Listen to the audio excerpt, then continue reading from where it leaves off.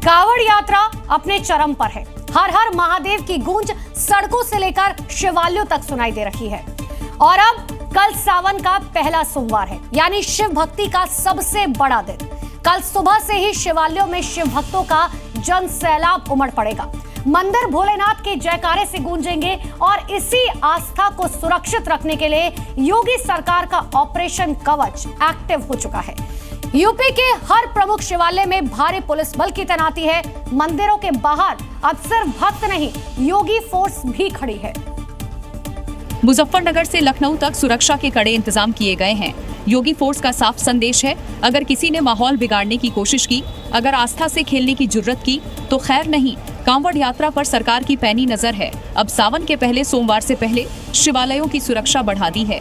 मुजफ्फरनगर संवेदनशील इलाका है, लिहाजा यहाँ पुलिस के साथ साथ एंटी टेररिस्ट स्क्वाड की भी तैनाती की गई है। इसके अलावा ड्रोन से भी चप्पे चप्पे की निगरानी की जा रही है। इस शिवालय की सुरक्षा में एटीएस की तैनाती की गई है। एटीएस के जवान लगाए गए हैं, आरपीएफ की टुकड़ी लगाई गई है और जो यूपी पुलिस के जवान लगभग 300 से 400 की संख्या में यहाँ पर मौजूद रहते हैं। मुजफ्फरनगर के बाद मेरठ एक ऐसा इलाका है जो सुरक्षा की दृष्टि से बेहद संवेदनशील है, लिहाजा यहाँ भी सावन के पहले सोमवार से पहले सुरक्षा पुख्ता कर दी है। ड्रोन से पूरे शहर की निगरानी की जा रही है। इसके अलावा चौक चौराहों पर सीसीटीवी कैमरे लगाए गए हैं और कंट्रोल रूम से पूरे शिवालयों की निगरानी की जा रही है। इसके अलावा ओघरनाथ मेरठ मंदिर के सामने अस्थायी थाना खोला गया है। दिन रात पुलिस की गश्ती की जा रही है। अस्थायी थाने का निर्माण है वो यहाँ पर कर दिया है। देखिए, बाकायदा डायरी में एंट्री जो है वो यहाँ पर की जा रही है। सुरक्षा के लिहाज से तमाम इंतजाम जो है वो यहाँ पर किए गए हैं। इसके अलावा ड्रोन, सीसीटीवी, भारी पुलिस की तैनाती, मैसेज क्लियर है। शिव भक्तों को किसी भी तरह की परेशानी नहीं होगी और अगर किसी ने माहौल बिगाड़ा तो बख्शा नहीं जाएगा। देश भर में कावड़ यात्रा अपने शबाब पर है। नंगे पांव, सिर पर गंगा जल, जय जय शिव शंकर के जयकारों के साथ लाखों कावड़िए निकल पड़े हैं। लेकिन इसी भक्ति की राह में कुछ लोग छुपकर वार कर रहे हैं। कावड़ यात्रा शुरू होते ही शहर शहर कट्टरपंथी गैंग एक्टिव हो चुके हैं। यूपी से लेकर मध्य प्रदेश तक शिव भक्तों के खिलाफ नफरती साजिश रची जा रही है। कहीं ढाबों और दुकानों के नाम बदलकर आस्था का मजाक उड़ाया जा रहा है, तो कहीं भजन बजाने पर पीट दिया जा रहा है। यूपी से जो तस्वीरें सामने आई हैं वो हैरान करने वाली हैं। कौशाम्बी में सनातनी नाम से ढाबा चलाकर शिव भक्तों की आस्था से खिलवाड़ किया जा रहा था, तो वहीं गाजियाबाद में जूस में थूकने का आरोप लगा। मुरादाबाद में एक रिक्शा चालक को शिव भजन बजाने पर बुरी तरह पीट दिया गया। रिक्शा चालक शिव भजन सुन रहा था, लेकिन कुछ कट्टरपंथी गैंग को शिव भजनों से दिक्कत हो गई। मुस्लिम युवकों ने रिक्शा चालक की पिटाई कर दी। तस्वीरों में देखा जा सकता है कुछ लोग रिक्शा चालक को घसीटकर ले जाते हुए दिखाई दिए। भजन चला रहा था भोले का। भजन चलाने के बाद वहाँ पर कम से कम 8 से 15 लड़के थे खड़े हुए। तो वो कह रहे चल भजन बंद कर। उनके कहने में मैंने भजन बंद कर दिया। उन्होंने कहा जैसे मैंने भजन बंद करा अपना, तो उसके बाद मुझे मार पिटाई कर दी, बहुत बढ़िया कर। उधर कौशाम्बी में नाम बदलकर चल रहे ढाबे पर पुलिस ने कार्रवाई की। यादव ढाबा नाम का होटल चला रहा शख्स अंसार अहमद निकला। पुलिस ने मौके पर पहुंचकर ढाबे से फर्जी नाम का बोर्ड हटवाया। उधर गाजियाबाद में सिद्धार्थ विहार में पहचान छिपाकर कलावा और तिलक लगाकर जूस शॉप चलाने का मामला सामने आया। आरोप है कि युवक जूस में थूक मिलाकर बेच रहा था। एक युवक ने शक होने पर पुलिस को बताया। पूछताछ में दुकानदार ने पहले हिंदू नाम बताया, फिर तिलक पोंछकर मुस्लिम पहचान का। यूपी से लेकर मध्य प्रदेश तक नफरती गैंग काफी ज्यादा एक्टिव है। दमोह में नॉनवेज की दुकान को लेकर एक खौफनाक और नफरती वारदात से सनसनी फैल गई। दमोह में शिव मंदिर के सामने मांस की बिक्री का विरोध करने पर नफरत के सौदागरों ने एक युवक को कार से रौंदकर मार डाला। क्योंकि मृतक राकेश रैकवार नाम के युवक ने मंदिर के सामने चल रही नॉनवेज शॉप का विरोध किया था और ये बात कट्टरपंथियों के दिल में चुभ गई, जिसके बाद उन्होंने राकेश को मारने का प्लान बना डाला। पीड़ित परिवार का आरोप है कि अखिल के परिवार ने मंदिर के पास इलाके में अवैध कब्जा कर मकान बनाया था और मंदिर के ठीक सामने नॉनवेज की दुकान लगाने का राकेश ने विरोध किया था। इस बात को लेकर राकेश और नासिर के बीच विवाद हुआ और फिर अखिल ने राकेश को कार से कुचल दिया। ये वही जगह है, वही स्पॉट है जिस जगह पर रहमी से कुचला है। उस जगह पर अचानक 90 की स्पीड से आती हुई एक कार ने उसे रौंदा और रौंदते हुई कार निकल गई। फिलहाल पुलिस ने आरोपी अखिल और उसके पिता को गिरफ्तार कर लिया और आगे की कार्रवाई में जुट गई। ये दो आरोपियों ने इंटेंशनली एक व्यक्ति को गाड़ी चढ़ाकर उसकी हत्या कर दी है। इस पर से तत्काल FIR करके दोनों आरोपियों को पुलिस अभिरक्षा में लिया गया है, पूछताछ की जा रही है। राकेश की हत्या के बाद पूरे इलाके में तनाव का माहौल है। स्थानीय लोगों ने इस घटना का विरोध करते हुए प्रदर्शन किया और आरोपियों के खिलाफ सख्त कार्रवाई की मांग की। उत्तराखंड में कांवड़ यात्रा को लेकर जारी दिए गए निर्देशों का सख्ती से पालन कराया जा रहा है ताकि कांवड़ियों की आस्था से खिलवाड़ न हो और उनकी पवित्रता और शुद्धता बनी रहे। लिहाजा खाद्य सामग्री बेचने वाली दुकानों की चेकिंग का अभियान लगातार जारी है। इसी कड़ी में ऋषिकेश की लक्ष्मण झूला थाना पुलिस ने नीलकंठ पैदल मार्ग पर चेकिंग अभियान चलाया। प्रशासन की सक्रियता का असर ये हुआ कि दुकानदारों ने अपने हर तरह के दस्तावेज अपनी अपनी दुकानों पर लगा रखे हैं। इसी दौरान फूड लाइसेंस और दुकानों से जुड़े हुए दूसरे दस्तावेज भी खंगाले जा रखे हैं, जो प्रशासन की ओर से इन्हें मुहैया कराए गए। इस संबंध में सभी जितने भी यहाँ पे दुकान वाले हैं उनको लाइसेंस जारी किए गए हैं, अनुमतियाँ दी गई हैं। प्रशासन की ओर से स्पष्ट हिदायत दी गई कि दुकानदार अपने हर दस्तावेज उजागर करें और नियमों का पालन करें। परमार्थ निकेतन के चिदानंद मुनि भी इसे अति आवश्यक मानते हैं। ये जरूरी है क्योंकि इतने बड़े मेले में करोड़ों लोग आ रहे हैं। एक छोटी सी बात के कारण कोई तूफान खड़ा ना हो, और कई बार होता है, हुड़दंगी तो 2-4 ही होते हैं। प्रशासन नियमों का 100% पालन कराने में जुटा है, बल्कि योगी मॉडल की तर्ज पर कोई छूट नहीं, कोई ढील नहीं, नियम मतलब नियम। तो दिल्ली से पटना तक कांवड़ियों को मिलावट से बचाने के लिए अभियान चलाया गया। दिल्ली में वीएचपी तो पटना में हिंदू शिव भवानी सेना ने दुकानदारों की पहचान की। पहली तस्वीर दिल्ली की है, जहां वीएचपी के कार्यकर्ता कांवड़ मार्ग की दुकानों को चिन्हित कर रहे हैं। वहीं दूसरी तस्वीर पटना की है, जहां हिंदू शिव भवानी सेना ने सघन चेकिंग अभियान चलाया। दिल्ली के नांगलोई में वीएचपी कार्यकर्ता सड़कों पर उतरे और कांवड़ रूट पर मौजूद दुकानों की पड़ताल की। दुकानदारों से बात कर उनसे उनकी पहचान पूछी और दुकानों के बाहर पोस्टर लगाए। पटना में भी हिंदू शिव भवानी सेना ने महावीर मंदिर के आसपास पूजा सामग्री और प्रसाद बेचने वालों की चेकिंग की।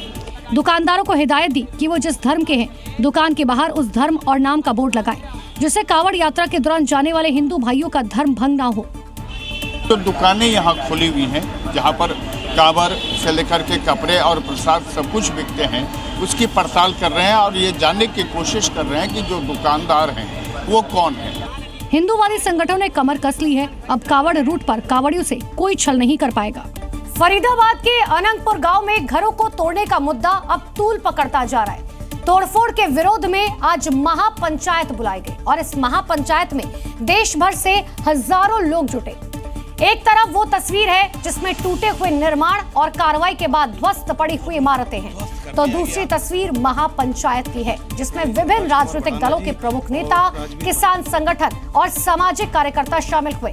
इस दौरान किसान नेता राकेश टिकैत ने कहा, सरकार किसानों की जमीन उद्योगपतियों को दे रखी है और जंगल काटे जा रखे हैं। अब बुलडोजर चले तो आगे लेट जाओ। लेकिन जहाँ बुलडोजर चले, जहाँ जेसीबी चल रही है, उसका आप तो रोक सकते हो। कैसे लोग करते? ये कोई एक गांव में टूटा, ये गांव की शुरुआत से गांव दूसरे भी टूटे। धरना तो इस किसान ने 13 महीने देश की राजधानी को घेर के रखा है, उससे नहीं बनी या 13 महीने में बनी। यहाँ धरने देने को मानने लगे। राष्ट्रपति ने राज्यसभा के लिए 4 प्रतिष्ठित व्यक्तियों को मनोनीत किया। ये वो हस्तियां हैं जिन्हें उनके अपने क्षेत्रों में विशिष्ट योगदान के लिए पहचाना जाता है। जिन 4 हस्तियों को महामहिम द्रौपदी मुर्मू ने राज्यसभा के लिए मनोनीत किया, उनमें पहला नाम पूर्व विदेश सचिव हर्षवर्धन श्रृंगला का है। इन्होंने कोविड काल में वैक्सीन, मैत्री और क्वाड देशों के बीच संबंधों को मजबूत करने में महत्वपूर्ण भूमिका निभाई। वहीं दूसरा नाम महाराष्ट्र के वरिष्ठ सरकारी वकील उज्जवल निकम का है, जिन्होंने 26/11 मुंबई हमले के आतंकी अजमल कसाब को फांसी की सजा दिलाने में अहम भूमिका निभाई थी। तीसरा नाम प्रख्यात इतिहासकार और लेखक मीनाक्षी जैन का है। उन्होंने अयोध्या विवाद, मंदिरों के इतिहास और भारत की सांस्कृतिक विरासत पर गहन शोध किया। जबकि चौथा नाम केरल के वरिष्ठ भाजपा नेता और संगठनकर्ता सदानंद मास्टर का है, जो समाज सेवा और आदिवासी कल्याण के लिए दशकों से सक्रिय है। 1984 में कम्युनिस्टों ने आरएसएस से जुड़ाव के चलते उनके दोनों पैर काट दिए थे। इन स्पेशल 4 के नाम न सिर्फ विविध क्षेत्रों का प्रतिनिधित्व करते हैं, बल्कि ये भी दर्शाते हैं राज्यसभा में विशेषज्ञों और अनुभवों की समृद्ध भागीदारी अब नई दिशा में बढ़ रही है। मध्य प्रदेश के कई हिस्सों में बारिश हो रही है, जिसकी वजह से यहाँ कई इलाकों में हालात बद से बदतर हो चुके हैं। जगह जगह जल जमाव के साथ ही नदियों का पानी शहरों और गाँव को लीलने के लिए बढ़ चला है। प्रदेश में मौजूद कई डैम पर इतना दबाव है कि उन्हें खोलना पड़ा है। जबलपुर से लेकर नीमच तक की ये तस्वीरें खौफ पैदा कर रही हैं, क्योंकि बारिश का ये दौर अभी थमने वाला नहीं है। हालत उस वक्त और खराब हो गई जब कई जगह पर डैम के फाटक खोलने पड़े। एक तो पहले से ही भयानक बारिश ने प्रदेश के 100 से ज्यादा गाँव को अपनी चपेट में ले लिया। उस पर बांध से छोड़े गए पानी ने ऐसा जलजला पैदा किया कि लोग दहशत में आ गए। मध्य प्रदेश के कई डैम के फाटक खोलने पड़े। छतरपुर में रनगुवा डैम के 15 फाटक खोलने पड़े। शहडोल में बाणसागर डैम के 9 फाटक खोले गए। उमरिया के जोहिला डैम के 4 फाटक खोले गए। लगातार हो रही बारिश की वजह से प्रदेश के दूसरे बांधों पर भी दबाव बना हुआ है। छतरपुर में डैम के फाटक तो खुल ही है, यहाँ के पडरिया बांध के कुछ हिस्से फूटने के बाद विशाल जल राशि गाँव को डुबोने चल पड़ी है। हालात को देखते हुए हजारों लोगों को सुरक्षित स्थानों पर भेजा गया। ऐसे हालात में प्रशासन के लिए लोगों तक मदद पहुँचाने में खासी दिक्कतें आ रही है। बीना नदी, केन नदी, मंदाकिनी नदियों का जलस्तर खतरे के निशान को पार कर चुका है। इनका रौद्र रूप लोगों में दहशत पैदा कर रहा है। मौसम विभाग की माने तो प्रदेश के ऊपर मानसून का स्ट्रॉन्ग सिस्टम सक्रिय है, जिसकी वजह से यहाँ भारी बारिश का दौर जारी है। मौसम विभाग ने अगले 48 घंटों के लिए भारी से अति भारी बारिश का अलर्ट जारी किया है। देखिए, रविवार को 8 इंच तक बारिश की संभावना है। 19 जिलों में अति भारी बारिश का अलर्ट भी जारी किया गया है। इसके अलावा 22 जिलों में भारी बारिश की चेतावनी दी गई है। अगले 2 दिन तक मध्य प्रदेश के पश्चिमी हिस्सों में बारिश जारी रहेगी। साथ ही प्रदेश में सामान्य से 70% अधिक बारिश अब तक हो चुकी है। देखिए, मौसम विभाग की बात करें तो उसके मुताबिक बारिश भोपाल, इंदौर, उज्जैन, नर्मदापुरम, ग्वालियर और चंबल संभाग यानी कि पूरे पश्चिमी हिस्से में शिफ्ट हो गई है। ग्वालियर, मुरैना, श्योपुर, शिवपुरी, गुना, अशोकनगर, निवाड़ी, छतरपुर, टीकमगढ़, दमोह, बैतूल, हरदा, खंडवा, खरगोन, धार, झाबुआ, रतलाम, नीमच और मंदसौर, तो ये 19 जिलों में अति भारी बारिश का अलर्ट अब तक जारी किया गया है, जबकि 22 अन्य जिलों के लिए भी भारी बारिश की चेतावनी दी गई है। वो कौन कौन से शहर है? भोपाल, अलीराजपुर, बड़वानी, बुरहानपुर, इंदौर, देवास, सीहोर, उज्जैन, शाजापुर, आगरमालवा, राजगढ़, विदिशा, सागर, रायसेन, नर्मदापुरम, पांडुरा, छिंदवाड़ा, नरसिंहपुर, भिंड, दतिया, पन्ना और सतना। तो मध्य प्रदेश के लिए ये मानसून तबाही लेकर आया है। कई जिलों में 7 से 8 इंच तक बारिश दर्ज की गई है। शहडोल में तो पिछले 24 घंटे में 10 इंच से ज्यादा पानी गिरने के बाद हालात बेकाबू हो चुके हैं। वहीं छतरपुर की बात करें तो जल का तांडव देखने को मिल रहा है। करीब 40 घंटे तक हुई बारिश ने कई गांवों की तस्वीर बदल दी है। बारिश का दौर थमा तो लोग अपने घरों से बाहर निकले तो हर तरफ दिखा डराने वाला मंजर। खेत, खलिहान, सड़क, मकान सब कुछ जलमग्न। बाढ़ ने पूरे इलाके को अपनी आगोश में ले रखा है। बारिश की वजह से यहाँ केन, उमेल और धसान खतरे के निशान से ऊपर बह रही। सभी नदी नाले उफान पर चल रहे। कई गांवों का संपर्क शहर मुख्यालय से टूट गया है, जिसकी वजह से लोगों को परेशानी का सामना करना पड़ रहा है। जहां तक नजरें दौड़ाएं, पानी ही पानी नजर आ रहा है। प्रशासन की ओर से कई लोगों को सुरक्षित स्थानों पर पहुंचाया गया और बाढ़ के पानी में फंसे लोगों का लगातार रेस्क्यू किया जा रहा है। वहीं दूसरी ओर कई लोग लापरवाह भी नजर आए। प्रशासन की चेतावनी के बावजूद लोग नदी घाटों पर बाढ़ का नजारा देखने के लिए पहुंच गए थे।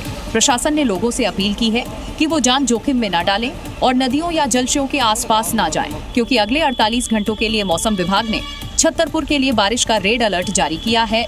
मध्य प्रदेश का चित्रकूट भी सैलाब से अछूता नहीं है। यहाँ तो इतनी बारिश हुई कि कुछ घंटों में ही पूरा का पूरा शहर डूब गया। गाँवों का तो हाल ही मत पूछिए। ये दृश्य है सतना जिले के चित्रकूट के, जहां मंदाकिनी नदी रौद्र रूप में दिखाई दे रही है। घाटों पर चढ़ा पानी अब सड़कों और गलियों तक पहुंच गया है। गलियां और मोहल्ले पूरी तरह जलमग्न हो चुके हैं। जरा इस तस्वीर को देखिए। एक कार सैलाब में कैसे खिंचती चली जा रही है। कुछ ही सेकंड में पूरी कार पानी में समा जाती है। रिहायशी इलाकों में घरों के दरवाजों पर अब नदी का पानी घुटनों तक चढ़ चुका है। लोगों के घरों में सामान तक भीग चुका है। दुकानों में भी पानी भर गया है। ये सिर्फ मौसम का नहीं, सिस्टम की सुस्ती का भी मामला है। अभी बारिश का सिलसिला जारी है। कौन जाने कल सैलाब से इन इलाकों का क्या हाल हो, क्योंकि एमपी के लगभग 100 से ज्यादा गांव पानी में डूबे हैं। वैसे भी सैलाब के आगे किसी का जोर नहीं चलता, लेकिन मानसून से पहले तैयारियां तो की जा सकती हैं ताकि इस तरह की तबाही ना देखनी पड़े। बारिश का मौसम है। मध्य प्रदेश के 100 गांव सैलाब की चपेट में है। नदी नाले उफान पर है और श्योपुर और गुना से आए सैलाब के बीच लापरवाही की तस्वीरें डराने वाली हैं। ये देखिए कैसे चालक बिना डरे इस बस को तेज बहाव के बीच से लेकर जा रहा है। जरा सी चूक हुई तो पूरी बस सैलाब में समा सकती है। बस चालक ने अपनी मर्जी से सवारियों की जान जोखिम में डालकर इस पुल को पार कर रहा है। बस में सवारी बैठी है, उसे जरा सा भी उनकी जान की चिंता नहीं है। तस्वीर एमपी के श्योपुर की है, जहां भारी बारिश की वजह से NH 552 पर 4 फीट तक पानी भर गया है, जिसकी वजह से श्योपुर और मुरैना का संपर्क टूट गया है। दोनों तरफ वाहनों की लंबी कतारें हैं, लेकिन चालक लापरवाही से तेज बहाव के बीच बस निकाल रहा है। गुना में भी मूसलाधार बरसात लोगों के लिए मुसीबत बन गई है। नदियों का जलस्तर बढ़ गया है। गुना को राजस्थान से जोड़ने वाला छाबड़ा रोड तेज बरसात की वजह से बंद हो गया है। दोनों तरफ वाहनों की लंबी कतारें हैं। कुछ सिर फिरे तेज बहाव के बीच से वाहनों को निकाल रहे हैं। देखिए इस ड्राइवर को कैसे सैलाब के बीच से ट्रक निकाल रहा है। ऐसे में अगर जरा सी लापरवाही हुई तो बड़ा हादसा हो सकता है। उधर उत्तराखंड के अल्मोड़ा में भी लैंडस्लाइड की खौफनाक तस्वीरें सामने आई। यहाँ एक घर के पास अचानक पहाड़ का एक बड़ा हिस्सा भरभरा कर गिर गया।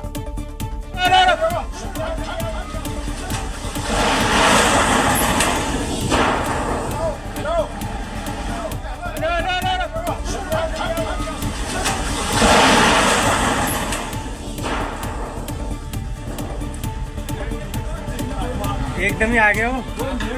स्लाइड के बाद पास का घर भी भूस्खलन की जद में आ गया है। अगर लगातार बारिश होती रही तो पास वाले घर को भी बड़ा नुकसान हो सकता है।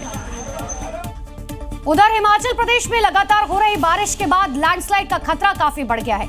जगह जगह पहाड़ टूट रहे हैं। मंडी और सिरमौर में लैंडस्लाइड के बाद यातायात काफी प्रभावित हुआ है। और सिरमौर के हरिपुर धार से लैंडस्लाइड की खौफनाक तस्वीरें सामने आई। बारिश के बाद पूरा पहाड़ टूटकर नीचे आ गया। पहाड़ से आए मलबे में कई गाड़ियां दब गई। वीडियो देखकर कोई भी सहम उठेगा। पहाड़ से मलबे के साथ साथ बड़े बड़े पत्थर आए हैं और कई गाड़ियां इस मलबे की चपेट में आ गई।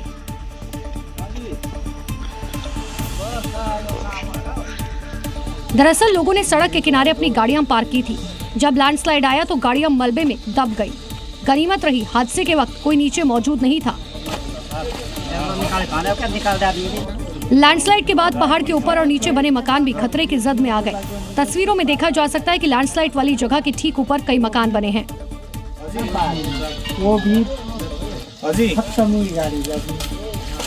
उधर हिमाचल के मंडी में भी पहाड़ का एक हिस्सा भरभरा कर गिर पड़ा। लैंडस्लाइड के बाद कितरपुर मनाली हाईवे पूरी तरह से बंद हो गया। सूचना के बाद मौके पर पहुंचा प्रशासन की टीम ने मलबा हटाने का काम शुरू किया। उधर हाईवे बंद होने से सड़क के दोनों तरफ लंबी लंबी कतारें लग गई। हाईवे पर कई गाड़ियां फंसी हुई हैं। आप देखिए बहाली का कार्य शुरू हो गया, लेकिन कितना समय। पहाड़ी राज्यों में हो रही बारिश की दोहरी मार यहां के लोगों पर पड़ रही है। बारिश ने तो जगह जगह तबाही मचाई है। पहाड़ों के दरकने का सिलसिला भी जारी है। ऐसी एक सिचुएशन में फंस गए हिमाचल प्रदेश के पूर्व सीएम जयराम ठाकुर, जो निकले थे क्षेत्र भ्रमण पर अपने समर्थकों के साथ। उनका कारवां मंडी से सराज की ओर बढ़ रहा था कि उनके सामने एक बड़ा खतरा आ गया। साक्षात ये थी एक जोरदार लैंडस्लाइड। हालत की भयावहता को देखते हुए उनका काफिला हादसे वाली जगह से पहले ही रोक दिया गया। पूर्व सीएम के कुछ सहयोगी मौके वाली जगह का मुआयना करने लगे। सड़क पर बड़े बड़े बोल्डर गिरे हुए थे और ऊपर से मिट्टी और पत्थरों के गिरने का सिलसिला जारी था। इंतजार करने पर रोड ब्लॉक होने की भी संभावना थी। लिहाजा जयराम ठाकुर ने वहां से जल्द निकलने का फैसला किया और उन्होंने तेजी से दूसरी तरफ दौड़ना शुरू किया। पीछे पीछे उनके सहयोगी भी दौड़कर वहां से निकले। इसके बाद धीरे धीरे पूरी सावधानी के साथ काफिले की गाड़ियों को वहां से निकाला गया। आम लोग तो अक्सर यहाँ ऐसे हालातों में फंसते हैं। खास लोगों के सामने जब ऐसी स्थिति हो तो वो भी सिर पर पैर रख कर भागता है। यहाँ सिक्योरिटी काम नहीं आती। मध्य प्रदेश की तरह ही यूपी भी सैलाबी सितम से अछूता नहीं है। खास तौर पर बुंदेलखंड के इलाके, जहाँ आसमान लगातार अपना गुस्सा जमीन पर बरसा रही है और लोगों के घरों में मुसीबत की दस्तक हो चुकी है। ये तस्वीरें ललितपुर की हैं। डैम का नजारा देखिए। ये डैम से निकलता पानी सीधे नीचे बसे गांवों की ओर तबाही बनकर दौड़ रहा है। डैम से निकला पानी इतना शोर मचा रहा है कि सुनने वाले भी कांप उठे हैं। बेतवा नदी पर बने राजघाट और माताटीला बांधों से भारी मात्रा में पानी की निकासी की जा रही है, जिसके चलते निचले इलाकों में अलर्ट जारी किया गया है, क्योंकि बांध से छूटा पानी सीधे खेत खलिहानों को डुबो रहा है। ग्रामीण इलाकों में खेतों से लेकर आंगन तक सब जलमग्न हो चुका है। शहरों में सड़कों पर गाड़ियां नहीं, नाव जैसी हालत है। गलियों से लेकर सड़कों तक पानी भरा है और लोग पानी में ही जिंदगी गुजर बसर करने को मजबूर हैं।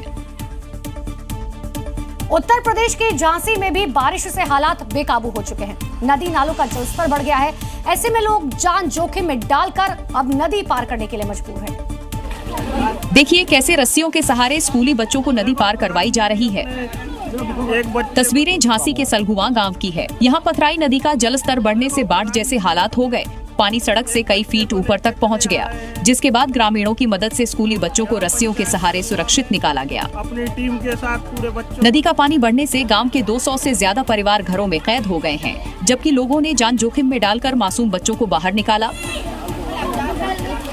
उधर सैलाब के बीच कार निकालना ड्राइवर को महंगा पड़ गया और कार सीधे सैलाब में बह गई।